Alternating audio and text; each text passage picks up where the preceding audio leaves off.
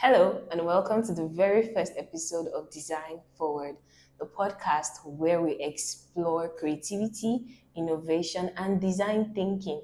I am Eunice Adekunle, and with me is Joseph Emmanuel Joseph. And Daniel Thompson.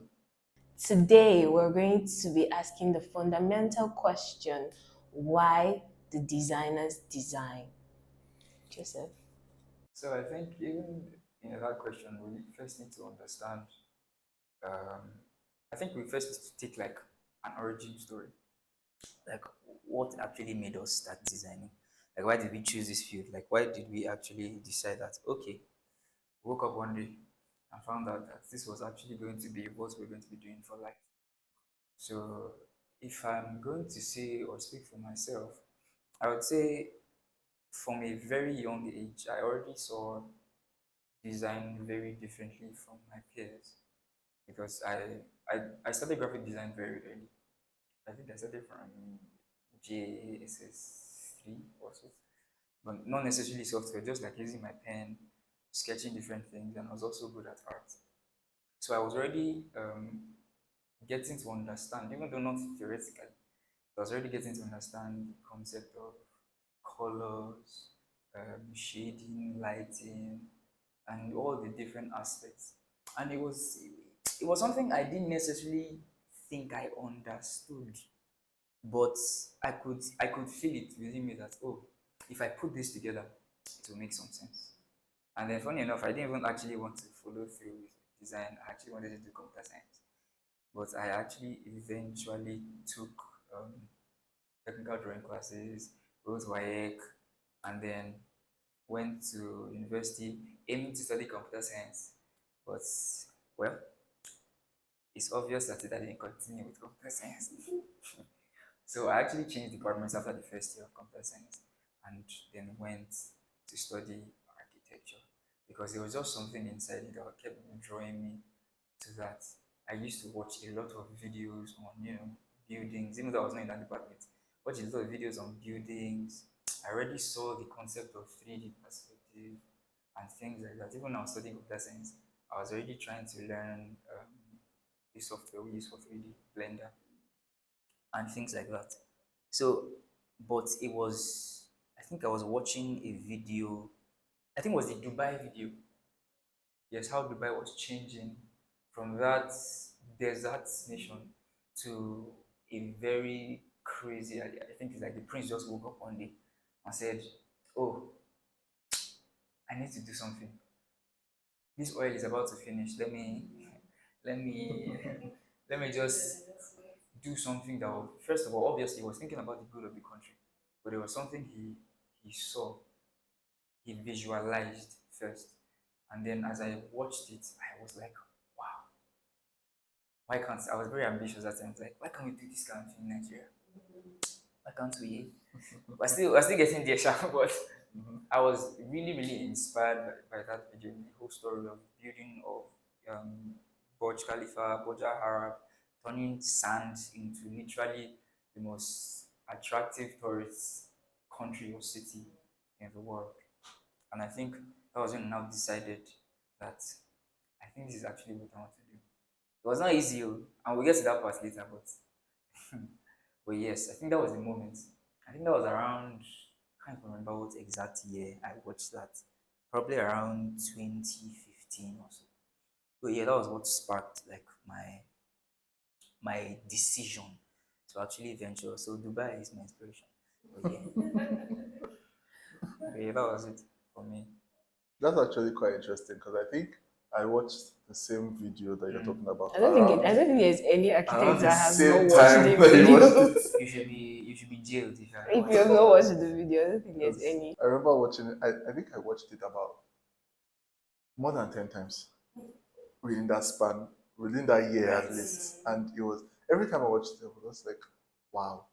Like how do you even think about something like this? Like what kind of mind do you need to have to think about, oh, we want to turn our economy and the look of our country around, and you decide, oh, the way we're going to do that is through buildings. Building and And it was design. later on in architecture that I now started to realize that, oh, I think there was a course about building architecture and social system, and that was when I now started realize that architecture actually has a direct impact on the society and the economy and all those things. But my own origin story was I was always interested in art, like right from the beginning, from comic books. The particular comic book was Super Strikers. I think Super Strikers is a very important part Milo. of my origin story because I followed them right from the beginning, like right when I think was it Malta Guinness or It was from Malta it Guinness. was from Malta Yes. Guinness was their first Before sponsor Milo before Texaco, and Texaco and then Milo. then Yeah, Milo. yeah, Yeah. So right from Malta Guinness days, I was a big fan up until when I entered secondary school, and I remember like trying to read. It started from tracing, so I used to trace out the characters. Then we used to challenge ourselves in secondary school that yeah. time. Best tracer. Who is the best Best tracer? tracer. And then it now evolved to who can actually draw the best, right? So it was really interesting. And then in GS3, when I realized that I have to make a choice between Uh, arts, commercial, and science. I already knew commercial was not for me because I hated numbers, I hated calculation, I hated all those On the things. same club. Same club. And there was art and science. Somehow, I think I had there was this architect family friend that we had when I was growing up, and he was rich. Quotes, okay. right? So somewhere at the back of my mind, architecture had always been like an interesting field to go into. So when I now had to make that choice, it was okay. I want to be an architect, but I went to art class because I thought, architecture is more of art than like. Why do I need physics and chemistry in art in architecture? So I went to art class. I was there for like a term. Then I now realized that I actually need to be in science class to study architecture. Very funny. I battled with it, but eventually I moved to science class. It caused a lot of issues. You moved there because of architecture, but the other things followed. Yeah, but the other things followed, and I was actually surprised that I did not fail woefully. But yeah, we did it, and we got into architecture school, and I realized that the perception from outside is different Very, from inside. very, very. It was a lot harder than I thought. Yeah. A lot. For me, it was very different though. You guys had passion, you had passion, you like this, you like that. I just saw somebody that I felt, I think I should break down my own story. So I was already in GS3, and from SS1, you're already looking like, okay, are you going to be in art class or are you going to be in science class? I think my school didn't had a commercial class at that time, so it was either art or science. And there was this particular teacher, my intro tech teacher, Mr. Abdul Latif. He was an architect by profession, and the way he carried himself, very nice, jovial, smart looking. I felt like because that this man or the career that this man is pursuing must be good enough for him to be able to balance life and balance tutoring students at the same time. And then I was thinking, I don't want to be a doctor. That one is too generic. I don't want to do any engineering course. My mother is already a doctor. My father is already an accountant. Let's just look for something that will not involve a lot of stress, right? And I felt Irony. architecture was the best what a way mistake. forward. So I said, okay, yes, I'm going to do architecture. I asked Mr. Latif, is architecture profitable? He said, yes. Yes. Very profitable. And you have your own time. That you can have a contract that was planned for like 6 months. You just focus on that contract. After you are done, you can take a vacation. Wow. I didn't understand. Instead of, I would have asked the important question: are you vacating now that you're teaching us in school, or there's something going on? I didn't ask those questions. I just felt like, oh yeah, it was great. And then there were other colleagues of mine that wanted to also venture into the same course. But I think along the way, I discovered that I actually liked technical drawing, artistic work. I just enjoyed doing it. If you asked me to draw anything as at then, I was very fast to do it. All these artistic drawings, skeletal system, I'll draw it without even looking at a picture or an image of something. I'll draw it off head, off hand, and it was very good. So I enjoyed the thrill of doing anything related to art or architecture. But along the line, when I got into architectural school, in and in. If you're in architecture school now, the Lord be with you. That's all I will Amen. say. So I think yes, if you notice a trend that there was something, at least for Daniel and I, there was something there was something inside already that was already seeing all the isometric perspectives in life. There was already um, the artistic passion inside, and then, but for you, it was something that came later, but it was still there. Yeah. But there are actually people that didn't even have that still even studied architecture and actually came in from the technical point of view. Because I remember in my CD class, yes, I was good with, and we did more of mechanical drawings, and it was just in white that I even did a floor plan. We did more of mechanical drawings, and some of us were good, some of us weren't. But there was this guy, he didn't like it. Hmm. But he was always asking questions, always trying to, get the right measurement and everything. The drawings were not necessarily neat, but he just showed the enthusiasm.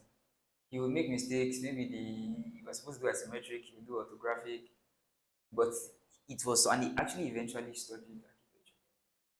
So, but it's just important, just for the viewers to know that there are so many different.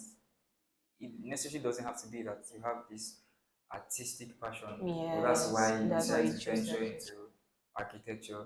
And let's not just body down to architecture because we're architects. The interior design aspect of it too. So I think while I eventually went into interior design was even in architecture school, I already liked. I think the first thing I even noticed, yes, you notice the exteriors of building, but I'm always very enthusiastic to enter the building and see what this is about. Because yes, the exteriors can be nice and cool, but it was also very intricate to see that how did this person think that this should be better here? How did this? So I was actually already thinking about the interiors of different spaces. I just didn't mind it because I didn't see it as I really saw it, and I think that's a mistake a lot of architects make. Seeing it as one, um, yes, it's a whole thing about design, but there's interior designers, there's architects, but some architects think they are also interior designers. So, but I I saw later on that there is a whole different world to interior design, and it called more to me. First of all, yes, obviously, there's the stress of architecture itself, and I felt like I preferred the stress Of of interior interior design design. because I literally see it's more gratifying for me. I like these psychological effects. I feel like they're more immediate compared to architecture. Yes, you see that the building, okay, you see a building, oh, this building is nice. But there is a different experience when you pass through the door and you see that, oh, this chandelier is here. This is so grand. Oh, this color, this texture, this material, this plant. I feel like it's a whole different experience than just experiencing the beauty from outside. So, but I think that was the reason why I went into interior design. Interior design. There was the emotional aspect. I always felt something different when I saw spaces that really spoke. So, why did you actually decide to shift from architecture proper to like interior design? Me, I'm not different. I actually still like both construction and interior design. I've not gotten to that space where I prefer one over the other, but I'm currently practicing interior design. Why? Um, okay, I would say initially it was more of availability or market availability, and with respect to women, I'm a woman in construction, and it's in quotes is a lot harder for us to be accepted in the construction market than in the interior design market. Very true. For a woman to be in construction, you have to strive and brand yourself really hard. You need to work really, really hard for you to be valued in the construction part of, you know, architecture in general, right? Because interior design is still is a part of architecture, right, in general. But now taking it in bits, okay, the construction aspect and then the interior design aspect is a lot harder for women to brand you. That's why you find more women are interior designers than you find men out there.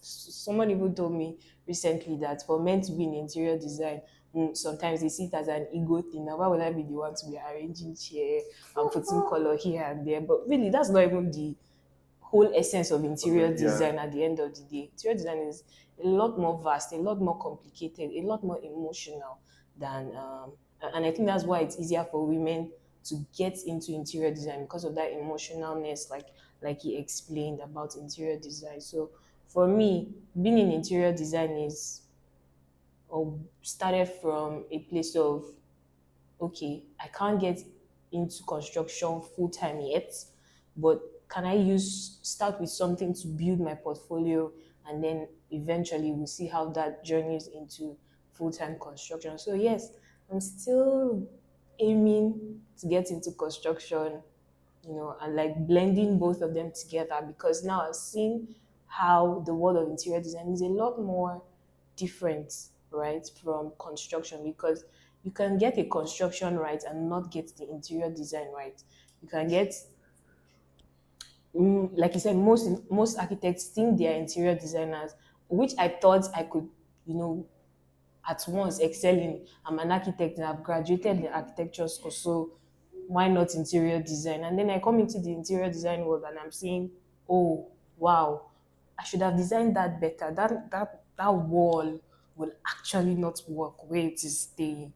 Imagine designing a bedroom and then you're having where the headboard is to be. You're having corner wall, all because you wanted a nice facade, and then it's not practical in the interior aspect of it. You are finding it difficult. Okay, where are we going to put the bedside now? Okay, the mirror that the madam is going to use to dress, where is it going to be placed? Like things like that. So yeah, I still very much would love to practice construction aspect of architecture, but interior design will always have my heart in a way that both of them have to be practiced concurrently for me. Yeah.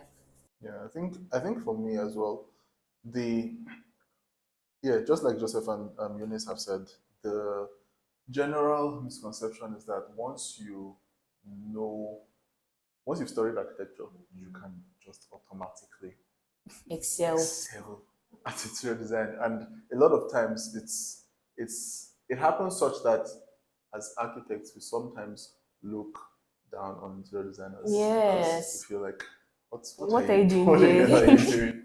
Right? But so one thing, when I was in architecture school, because I was already not feeling the whole architecture thing at some point because it was like Why what are are we we here? doing here? Why Right? so much stress? So I went to visit a friend of mine who's an architect. He has been an architect for years, right? And he schooled in Nigeria, but he did his masters abroad. And so I went to meet him for advice. I'm like, I'm in architecture school, but this is not No looking what like I'm it, looking. right? So what he told me was that the mistake that we make is that we view architecture school as architecture school. Meanwhile, we should view it as design school. So the skills that you get from architecture, you can apply it to every field of design. It doesn't mean that you would automatically just transfer from architecture to something else.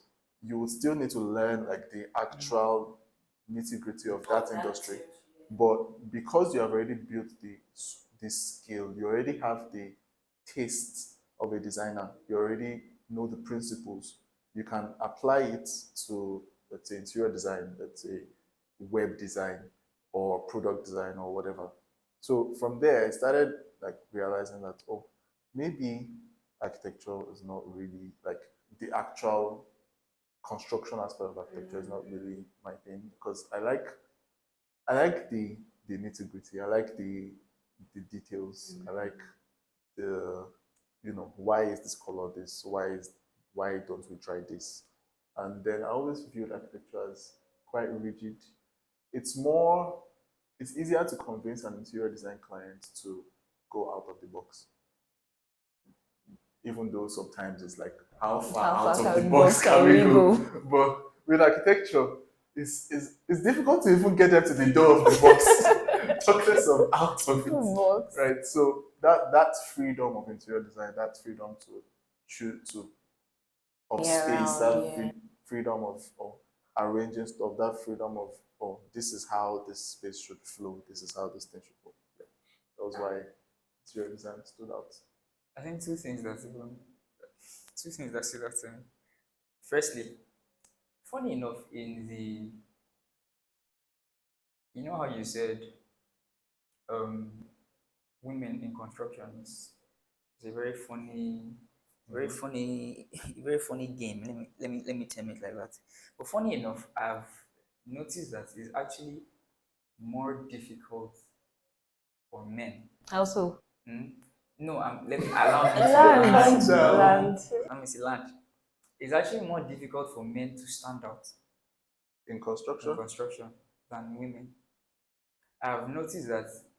Obviously, because you guys have Yes, because generalized it exactly to be your because profession. no, You don't want they spice in your field. no. So But I've how would you noticed want to that stand out? a number of women that have actually like stuck to construction actually stood out. It's especially because they are women. But a lot of men have not stood out, even though they were good. Take for instance, Zara did. She stood out obviously because she was good. Yes, fine. But there are also other good women. But she also stood out because she was female. And just because she was female, and because, like you said, the industry has tied it to basically more of a man's work. So seeing a woman come out and actually be that good makes them stand up. So that's just my opinion, right? yeah. But obviously, it's not easy It's not. to get there. So I'm of the opinion that generally it's quite discouraging knowing that you're in a profession, whether it's interior design, whether it's architecture, knowing that you're in a profession where it is believed that you should have had gray hair before you start making Good money out of making it. Yeah. good profit Good profit out of into it. it. But that's just one side. Then the other side was the because obviously we're talking on like why we actually design. And thank God we're all architects that have eventually switched to interior design. And I think one of the reasons why I switched, like I mentioned before, was the emotional part of it. I noticed that while learning architecture, there was a lot of technicality to it. They were not really answering in detail the reason why. Like how it affects the only answer is how it affects like physically. How does it? Because funny enough, the emotional part of it would eventually affect the physical part of it. Yeah. So what I noticed that in a lot of the teachings for architecture, it was that so that this person can quickly take for instance, this person can quickly get up the stairs, or this person can quickly you know reach this particular place. But there was no the and I understand because a lot of people that taught us learned the same way. So obviously, they will not teach us something different. But I found out as I was progressing in interior design, a lot of it was very human, emotional centered. It was beyond just anthropometrics, and it was like, oh, if this, if you actually do it like this, there can be two good alternatives, but the particular reason why this alternative would be better was the psychological aspect of it. So and I noticed that, and that was literally the reason why I decided to stick with this because it's fostered that human um, awareness in it. Because we can decide, okay, in architecture, this space is large, so let's put a large sofa here. Let's not put a small sofa here because of what? Scale. Yeah. But in interior design, we say this space is large. Yes, we can put a large L-shaped sofa. But what if we put a curved sofa? And that curved sofa actually fosters intimate discussion. Mhm. So you see that that perspective is different from how an architect would think about it. Yeah. So that was one of the things that just made me just, it was, there is so much reasoning to the function of human beings. That's the part that stuck with me and made me decide to actually start pursuing, well, currently pursuing interior design. So you mentioned the fact that it was difficult in construction. Funny enough, a lot of people don't. This is the reality of a lot of people, but they will not see it. They will say they entered it because they found passion. it was they found passion. But funny enough, a lot of people have entered into interior design because they felt like it was easier Mhm. to actually build a career there. Out of interior design. It's not. Yes, Do it's not be not deceived. necessarily easier. It's just that at least you have more first hand in first hand or like face to face interaction with your The clients. clients. Because you can be in an architecture industry and you never You even never the see the clients. Never clients. said it twice. But yes, a lot of people actually joined because they thought it was easy, or because they were just tired of that stress Of of morning till just night. that construction stress. Yeah. And I think that actually needs to be explained more in this context. But yeah, um, I think we should now even shift the discussion to from why we started to why we have actually stayed, knowing that obviously from there's a meme I saw that since primary six, well, I'm not rested. At all. There's not been any rest since primary No six. single rest. But yes, and I said before that I entered architecture school because I saw that I was, having this artistic perspective. But even from after year one, from 200 level, Mhm. it was already showing that this is not for the faint of heart. And I nearly gave up.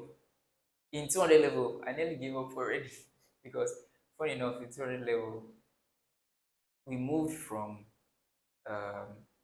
lettering, freehand sketch, understanding the principles of design, to your major project for this session is going to be a secondary school.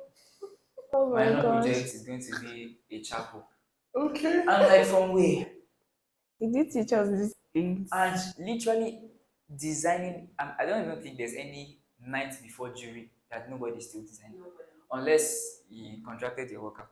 Yeah. But Even if you literally, contracted your workout, You you will still need still be to doing know what some you're things. doing now. exactly. And it was like, this is so hard. Like, you see the end results of other people's, accomplishments. Frank Gehry, Frank Lloyd Wright, Zaha Hadid. And you see that, these people. But you did not know that they are seeing a lot of fire Hell. inside the design school. Mhm. And then it now gets to, I feel like it's almost everybody, unless you really had a very strong burning passion. But I feel like every single person as the final year of design school just wanted to graduate. Yes. Like, Honestly. I just wanted to know that True. this was my This final was dream. final done and dusted. And After this, no it's more. over. Yes, I'll find my way in the industry and become a superstar. But I just wanted this to be over. Mhm. So, but like, what would you say actually kept you in the industry, all the way from architecture to interior design? Like, what made you actually stay and not give up on the whole industry? I think Daniel should answer first, then I'll answer next. What made me stay? Huh. Yeah, I think it was that conversation with my friend that made me stay. After he gave me the advice on view it as design school, I stopped viewing it as architecture, like per se, right? So I started viewing it as, so in school, for instance, I started learning graphic design, I was like deep into graphic design for a long time before I now got into branding and brand design. So, eh, to show you how interesting it was, I think there was a particular period in architecture school where I was studying more brand design than architecture design, and it was just because I'm like, yo, this architecture stuff. Like there were a lot of things that I didn't think were necessary. Maybe because I did not understand how they were taught right at that time. But I was just like, this is not design. Like why so rigid? Why so, like you design something and they'll tell you, like you come for your jury and then they tell you that no, Never you work. cannot have this roof in your. I'm like, okay, why? Why can't No I not have it? reason, no And they're like, reason. no, it cannot work. Or you cannot have this many windows in your building. I'm like, why? Because I have seen it. I Before I did this, I went online and I And saw I did my other research. buildings, I did case study. right? But no, and I'm like, okay, you all should have fun. I would stick to what fits me. But yeah, it was just that realization that okay, architecture is really just design is a broad spectrum, right? And as long as you have the fundamental knowledge, you can apply it anywhere. And so if the passion or the the freedom of expression is what you're looking for, then just take your architecture knowledge and then apply it somewhere else and explore with that. Yeah, that was pretty much what kept me to a large extent. Me, on the other hand, remember I said at a point I saw my teacher, excelling in his field in architecture. So I sat down and after year one, by year two, it was already getting difficult. And I was like, okay, you want to drop out. What other course can you go and study right now? I don't like blood. Engineering, I already blocked my mind that there's nothing that they're going to teach you in engineering that I will ever understand, because why do I have to go and be calculating all these calculus for bridge or for one mechanical No, parts? no shade to engineers. No shade to engineers. In fact, there are a lot of them in my family, but I just didn't want to switch per se. It was more of a, you have started it, why not just see it to the end? That was more of it for me. And along the way, I kind of liked what I was doing. Like, it was interesting. And then I think somewhere at the back of my mind, I just wanted to build buildings or design buildings that people would eventually live in. And I think a more radical perspective for me is, I've always thought of the fact that being in the same profession as God is actually very beautiful. Like, Wow. God is an architect and I'm also an architect. Is that not sweet enough? Yes. So yeah, that's been more of like what has kept me in the profession. Like, just, as each day goes by and then you design for people and then you see those spaces come to life, and then you see people use those spaces. It's more of a fulfillment for me. It's like I'm healing somebody, like I'm curing an ailment, or the more I see buildings being erected and they are looking more pleasing in my sight, I'm like, and backtracking to the way Dubai looks, I'm like, I want to be among those people that would design buildings that people will speak about in times to come. That, oh yeah, these buildings changed the narrative for the way people saw this nation or this society at the long run. So yeah, that mindset just kept me going despite how difficult it was. It was very difficult. It was challenging. It was days and nights of not sleeping, not eating. And then just, I'm more of a person that likes to, just push myself beyond the normal. I'm stressed, but I just keep going to the point where after my own design is done, I'll still go and collect jobs from other people and help them do it at the end of the day. Like, So Such noble of you. dedication. so level of dedication. Why I was doing it, to be sincere, I don't. At that point, I was not clear. But I think as I kept going and as I kept, increasing in my capacity, it just helped me. I just liked what I was doing more and more. And then, I don't know. I think it's popular to say now that you can build passion over time. So yeah, as I kept going, the passion just kept increasing day by day or month by month. Some days it feels like the passion will die because some people will frustrate you. But after a while, you just, by the time you see another person's work somewhere and you're like, somebody did that, I can do better, or I think I can do something like that also. So yeah, majorly that's what has kept me going. So I like that you said being in the same profession as God.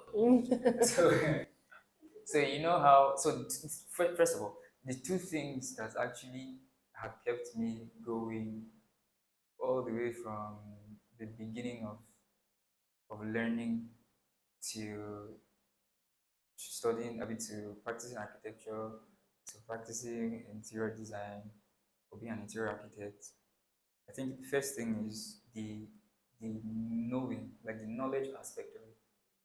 Like you said, there were days that I'll just be like, what kind of profession is this? But I'll just go and sleep first. Just sleep. Actually, Sleep and wake up. sometimes you're just tired. They're just Just tired. tiredness. Just sleep and wake up. And then you, maybe even when you take a break from doing work, and then you just take, for instance, just scroll on Instagram, or it's just for me like the joy of learning something new or seeing something I've not seen before, and then the passion just comes back, and I'm like, I want to do this. Then the next week again, it's as Yeah, if there are frustration. it's as if what is this? I will soon give up. But just sleep, you're tired. You're tired. And then you see something catchy and new again. And the fire just comes back up again. And you just want to pursue the career. And then the second thing is the gratification of seeing what you imagined coming Life, to life. Yeah. wise, So so yes, beautiful. for some people maybe outside the design profession, it might be like the money is not money, but there is something about seeing what you imagined come to life, like something you pictured in your head. Put it in the computer, and then you can see it. There's something so big about that happening that just makes you keep going. It's just like you mentioned God, and I think one of the reasons why God did not just you know close the project 8, let's name it project 8, is fire. So, because obviously we have misbehaved, and he'll have just wiped us out and just wrap up and say, I'm not doing it again. What's all this rubbish? Yeah, next. But the part where it says, after he made everything, he looked at it and saw that it was all good. Yeah. So it was good, is the truth. Mhm. So, and then he didn't just close the fire because he saw that it was actually good. It was something that was so beautiful to see. And it's the same thing for us. Even when we want to close the fire and quit, and then you File see, 1, file 2, file 3, you file see 4. all Final, the final, Final final. file, final file. and you see the realization or the reality of what you imagined coming to life is literally one of the things that just keeps me going. That, oh my God, it's so gratifying to see that something I had in mind can come to fruition. So I think those are the two things that actually have been keeping me in the industry, which will still be keeping me up. Least. So speaking to interior design now, because we already established that interior design is not necessarily easier than architecture, right? So what's that thing in interior design that makes you wake up every morning and be like, oh, I'm on my way to please another client. So Eunice. Oh God. Why am I the first person to answer this question? What keeps me going? Hmm. I don't have the permission to say first. If you're working with an organization that is practicing interior design, I think the work culture there has a way of influencing, your approach to interior design. I'll explain. If you're in construction, it's more like a dog eat dog, atmosphere. Like Get it done and everybody's get out. get it done and get out of there, get it done fast, get it done immediately, step on anybody's toe, anybody's head, just get it done. And it's more like everybody's thriving to please the whoever is the supervisor in charge. Because even the supervisor is trying to please the consultant or whoever is above him at the end of the day, right? But in the world of interior design, you have let's pick the basic um, um, titles or positions. I mean, you have your creative director, whoever had the vision to start the company, and then you probably have your head of projects, and then an architect, whether senior or junior, and then maybe a junior staff.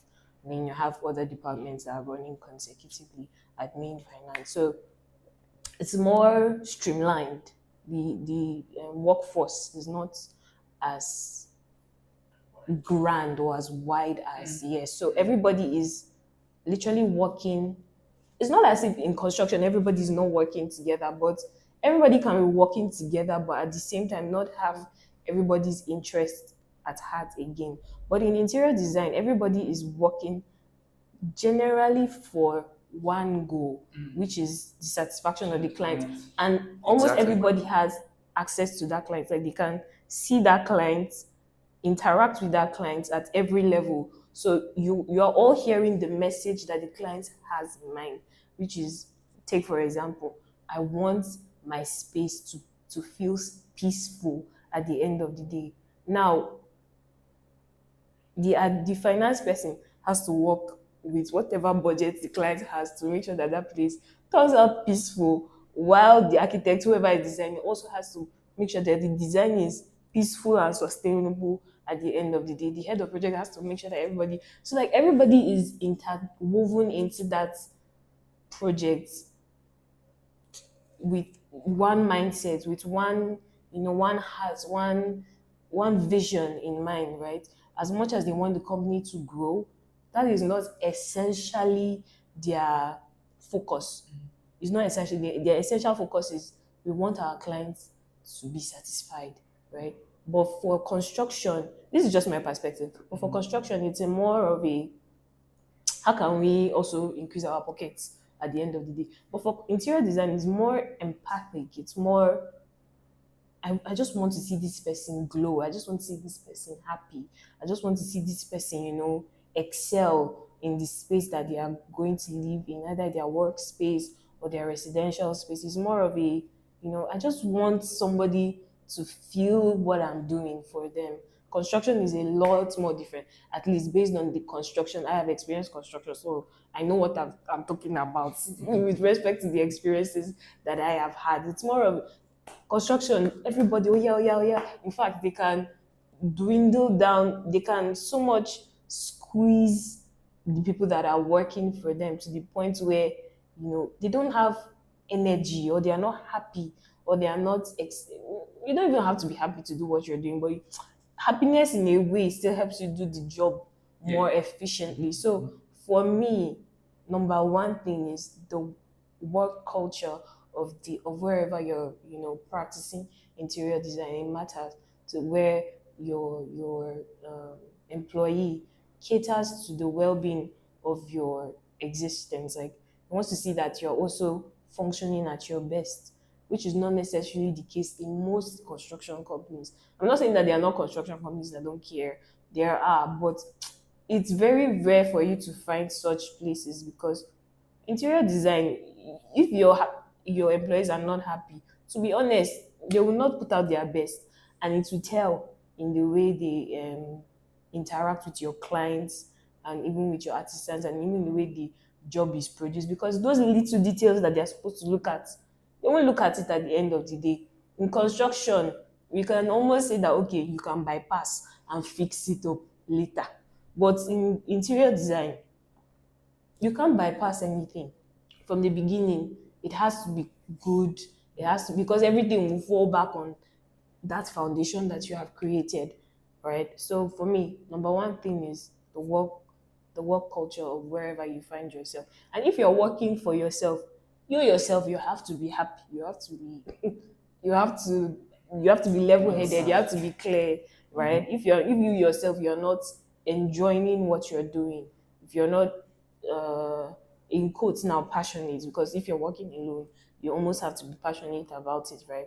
So if you're not, and if you don't have a vision that you're seeing that is making you excited or leap for joy, that oh, I see this in the next 4 or 5 10 years about myself, and what you are seeing is not something great, then how exactly are you supposed to keep waking up every day to keep going and keep going and keep going? Because to be honest, even there are some clients that will frustrate your passion along the way. But once you have a clear vision of where you're going to as an individual working for yourself, and practicing in interior design, you already know that no matter what happens, you keep going and you keep shining, right? So yeah, for me, majorly, that's it.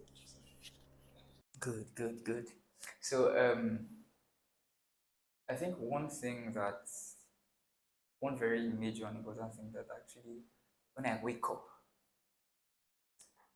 just makes me know that, oh, this particular field I'm in is it, is the fact that I'm creating. I'm creating something. I'm solving a problem. I'm about to make somebody's life different. I'm about to change somebody's life. Not that I sponsored the person, but I'm literally, because in design, you're literally shaping somebody's whole, shaping his environment.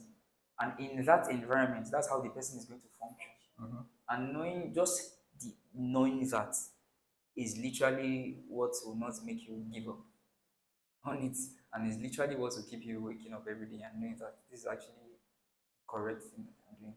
Because I just love the fact that I wake up and yes, there will be long meetings. Yes, there will be arguments here and there. There will be fights with artisans.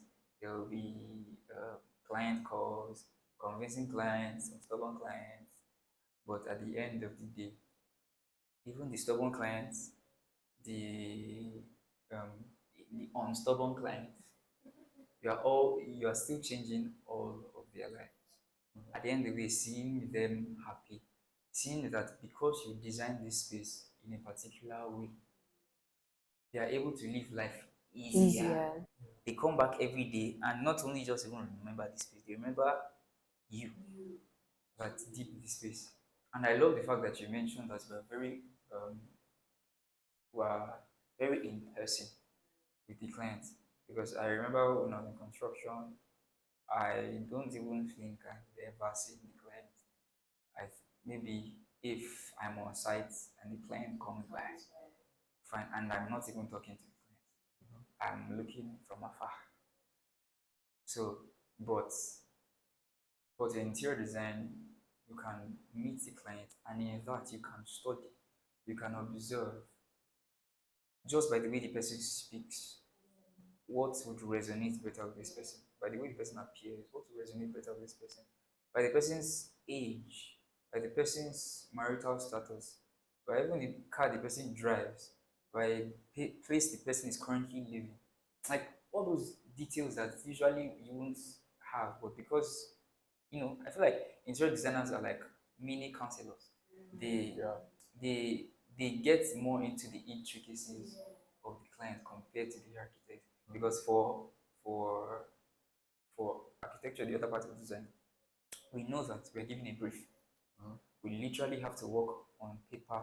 What is that brief? Oh, this is an old farmer of 60 years. He wants to retire. Let's build him a befitting home.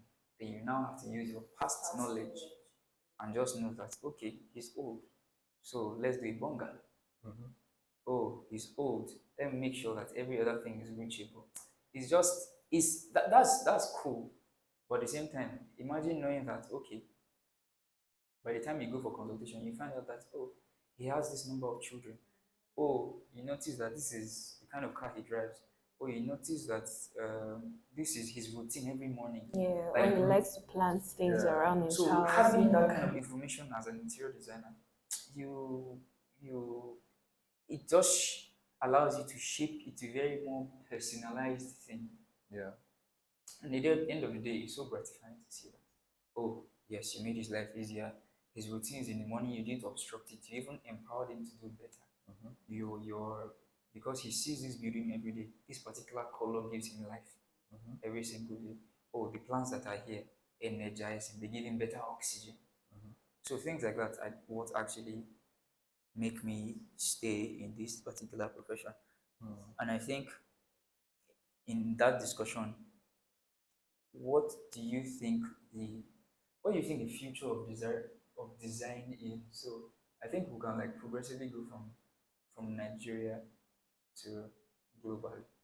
Like like currently now, you know how design has trends every year. Mm-hmm. Maybe they'll say maybe at the end of the day they can do like design wrapped. That these are the colors For the year for the year 2025. Mm-hmm. 2025. Oh, this is the color that is reigning currently in interior design, and everybody just follows the trend. You know, it's just a thing of oh, this is what is in vogue, rather than do you think this is actually the future of interior design? Because a lot of things we call timeless aren't necessarily timeless. Because for something to be timeless is literally is literally like it was, it is to come. So it's like in the past it made sense. Now it makes sense. In the future it will It still make still makes sense. sense. Yeah. So what do you actually think? Are there elements currently now in design or not currently? Or do you think that will come that will actually be the future of design? One which I think, and I'll just bring it straight. There's one which I think is artificial intelligence.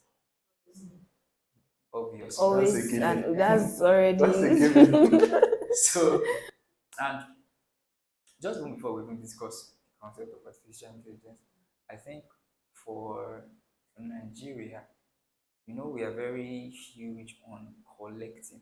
You know, we collect many ideas and we just want to because we're very graphic people. Mm-hmm. Like we want to show that we are learned. Like we want to show that like if somebody has traveled, you can see a client has traveled all over the world. You would want to see that oh he has as a Nigerian or no shade to Igbo men or as an Igbo man, you want to see that he has a lot of different elements from different countries inside his house. Oh, I went to Turkey, Spain, I went to Turkey, France, France. Italy. Oh, so I brought this Italian chair. Yeah. So I brought this Spanish chandelier. Oh, that's why this wood is.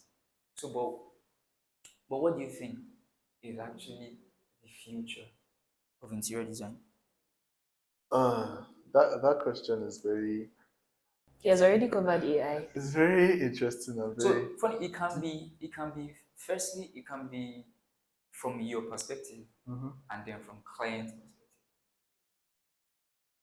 From my perspective, I think so. There was this architect we that we learnt about.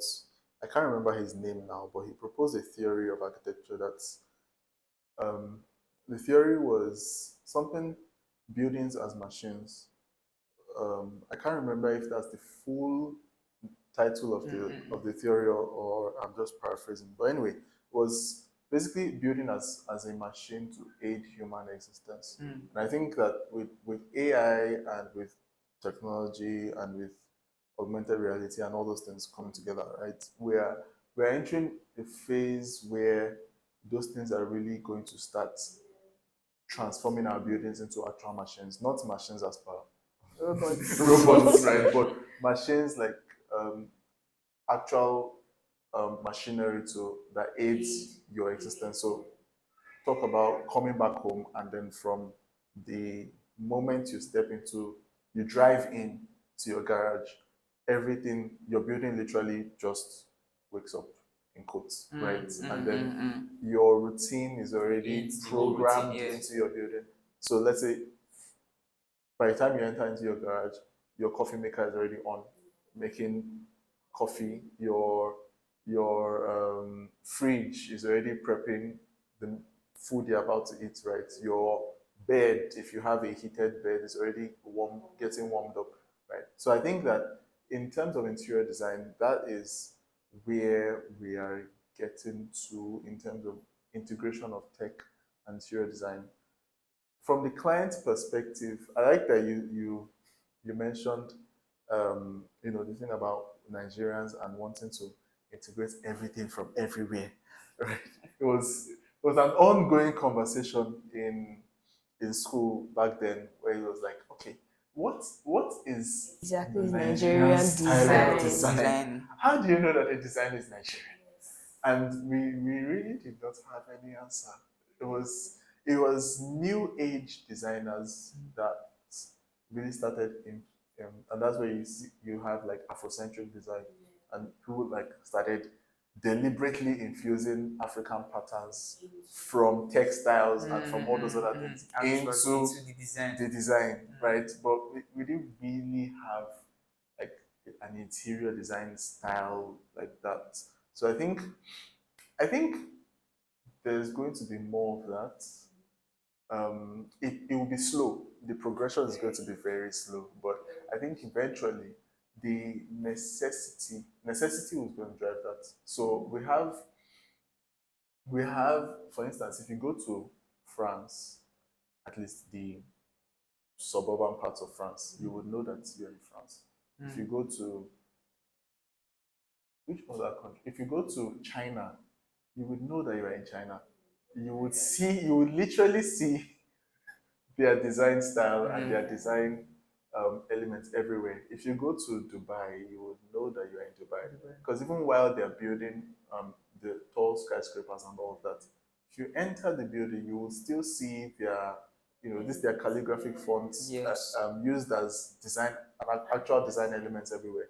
You would see their gold. You would see their elements of their culture in their design, right? So I think we are getting to that point in Nigeria where our designers are starting to wake up to the reality of we actually need to own this thing that we call our culture. And we actually need to start to infuse that into our design. So I think the future, to wrap everything up, is going to be a fusion of tech and culture. So we're going to have that technological infusion with the cultural background and trying to merge that together. Yeah. Yeah, so true, so true. Because in the fashion world, we see that fashion has gone so far in Nigeria where they are literally owning the name Nigeria. They are owning the culture. They're doing a lot in the fashion industry. So why would the construction or interior design industry do the same? I think we should start seeing more of that downplay, because it's quite sad to see that most of our buildings, we are just naming it modernist architecture, this one architecture. We don't have a particular name for our kinds of design. There was a day I was asking a friend and I was like, okay, what type of design style do you like? She said, I just want clean canvas. Everywhere should just be white. And I'm like, white, okay, who is going to, is it functional currently? Can you maintain a white house? Not really, but I'll be fine. Really, like, there's so much to explore. There's so much to explore than Pinterest. Pinterest is not the only place to get inspiration. Somebody did a design and placed it on Pinterest. Do your own and place it on Pinterest for other people to copy. No shade was from Do your own and let other people copy from Pinterest, because even this boils down to interior design clients, because you see a client come to you and then next thing you're like, oh, I saw this on Pinterest or I saw this somewhere. Can you do the exact same thing? Even when you propose a different approach, like still infusing what they have, but like curving it a little. They're like, no, no, no, no, exactly no. what they saw Exactly there. what I saw is what I want to happen. And you're like, okay, at the end of the day, it's your money. I need your money. So, yeah, so even clients, encouraging them to allow designers, explore, think outside the box on their behalf. Please help us help you. Like, let's let our creativity, grow. Like, this is now talking in reference to the future of interior design, and we're encouraging clients to help designers also, think outside the box. Don't not just box them and be like, oh yeah, this is exactly what I want. I know it's exactly what you want, but be open-minded to the fact that okay, they can come up with something better or something more personalized to you that will also work, but at the same time, just grabbing ideas from here and there and putting it together to make it come alive for you at the end of the day. Yeah. So I think for me, that's where I'd love the future of design to actually get to Where in clients terms can with clients. actually let go. Wi- Exactly, just let go and let God and Let's let the go. designer and let the designer. Okay, Thank so I you. think from my own perspective, I love the instances from you both. I think from my own perspective, what I've seen, one thing I know is you know how we say the future and we kind of make it so distant. It's here. And you don't know that it's actually starting from now. Tomorrow is the future, next tomorrow is the future. So I think, in my opinion, interior design and design in general is going to head very heavily into sustainability in terms of materials, in terms of use case, in terms of the functionality aspect of it. Because at least now is becoming known how important sustainability is. You know how say global warming, and then everybody's advocating that we don't kill the earth, which I think Plant more the earth is trees. going to be fine. But the earth is going to be fine. Every single thing was made so that it complements everything. So but the earth will be fine. But knowing that, you would see that a lot of courses are opening up and attaching sustainability to it. You see management in sustainability, you see architecture in sustainability, you see interior design sustainability, you see financing sustainability. So a lot of different things are a lot of different facets are recognizing how important sustainability is, because even if you bring it to the layman term, if you're building a house and you notice that this area that you are is a dusty area, then you know what type of paint you should use. If you know that, oh, you don't want to use a black door because it's going to be showing all the dust and everything. Maybe you want to use something more earthy so that it blends in nicely. You'll see that, oh, instead of just painting or just using, I'm looking for an example to give. Um, okay, you will know that, oh, instead of just making your whole compound be tarred or be stoned or be German flooring or be stamped concrete, you know that planting is also sustainable for you. Yeah. And there's one very funny thing that we do in Nigeria where we use those um, yes, astroturf. So fine. It has this use case. We're going there. I'm sorry, you cut off the grass, the natural grass. You stamp it with concrete. You now carry artificial grass and you put it on it. Why? They don't have time to Want cut it the quick. grass. Want it quick so they can make their money back. All right. Yeah. So, but then there's also now the point of knowing that yes, air is very important in the house. So, and funny enough, people don't really realize it, but you know, having big windows is not a crime. Instead of those slim windows, you see how we say sometimes Pinterest is Developers. just killing a lot of people. So you see Really? slim windows, I like how this slim window looks. But at the end of the day, you notice that your cost on electricity goes so high. Yes, you have the you have well, we'll call it aesthetical because big windows can be very aesthetic too. So Yes, just only very yes, you have the true. finance to be able to buy as many ACs as you want. But God has already given you something very natural. And you have the opportunity to save some cost on instead of turning the ACs up everywhere, but because you have a small window, even if you open the window, There's no there's air. no air coming in. Yeah. Or instead of having two windows in one room, you have one window in one corner of the room. So, but I think the knowledge begins to come in now, and sustainability will be very heavy. You'll notice that in the world, people are even building around caves. They're trying not to tarnish the The way, whole, Yeah, the yeah, natural the natural conditions. surroundings. Yeah. Maybe there's a tree on the land that is an old tree, and then you build around the tree, and then just making sure that everything is still in line with nature.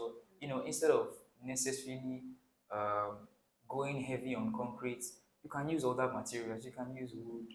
You can use different things. Clay. Funny enough, we have, yes, understand how private we are in Nigeria, but at the same time, you should also know that there are other materials that you can use Very, a apart lot. from pouring concrete A everywhere lot. that are actually also good. Yeah. So I really think that in the nearest, that sustainability will be very, very apparent at every single thing that we do. And I just hope that the regulatory body goes heavy on that. Because at the end of the day, being sustainable is actually more cost effective. Being sustainable is so much more cost effective, helps you save bills, helps the environment, helps your life eventually. Where you can save on air conditioning, or where you can save on turning on LED bulbs and just using natural light. You should just do that instead of just saying, okay, and you have the means and you just, keep burning and forgetting the whole ecosystem of the earth. So, and you see, I think I think there's this project that they are doing in the Saudi Arabian area. I think it's called the Line. Yeah, I think the Oh, line. Is it that's the line or the single. line? Yeah. Yeah. As in, it's literally in the desert. Mm-hmm. But everything they have seen that building a sustainable city is literally the way forward. You might as well just use the whole desert land and build what you want to do. But if you calculate the capacity of what you want to do with that straight line, if you bring it to if you bring it here to Nigeria, is the whole estate that we just build. But knowing that, oh, you don't need this much space, you can build with certain materials, you can use, you can literally merge everything together and make sure that it's cohesive. Like taking into consideration not just your comfort, but everything around you. So I think that sustainability is something that will definitely be more pronounced as we go in the future. That's So very yes, I interesting. think this has been a very good one. Yes. Very, Very. insightful very conversation. fruitful conversation. So yes, this has been designed forward, as we all know. And yes, we'll be back next time with even more insightful conversations. So just stay tuned. And Have drop a good one. the comments. Yes, in the drop comment comments section. on your Like. thoughts, and you can even drop topics that you think you should discuss. Yes, please. We'd You're love to very hear welcome. from you. We'd love to hear from you, your So, yes. suggestions and ideas. Once again, it's been designed forward. Have a good one. Bye.